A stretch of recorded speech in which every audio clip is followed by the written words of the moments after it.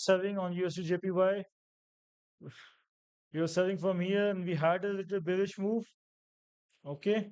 But after that, we break all the resistance and we went on to hit a bullish target. But we had a clear cut and very big move.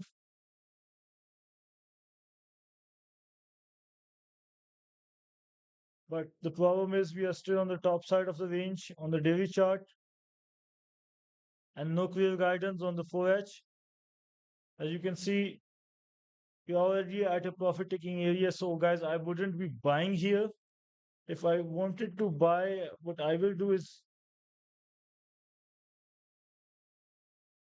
we have two opportunities because guys, I have don't have much information right now.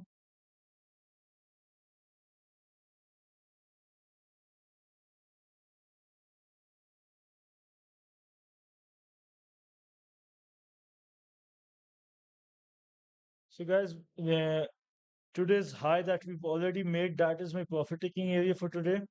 And I would buy as we get lower. So I wouldn't enter from here. These are my two binds. Sorry. So I would keep on buying from here.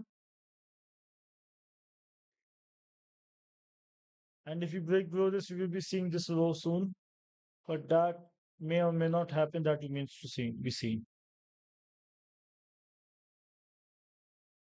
So wishing you guys the best of luck. We may currently have a pullback. Of course, why not?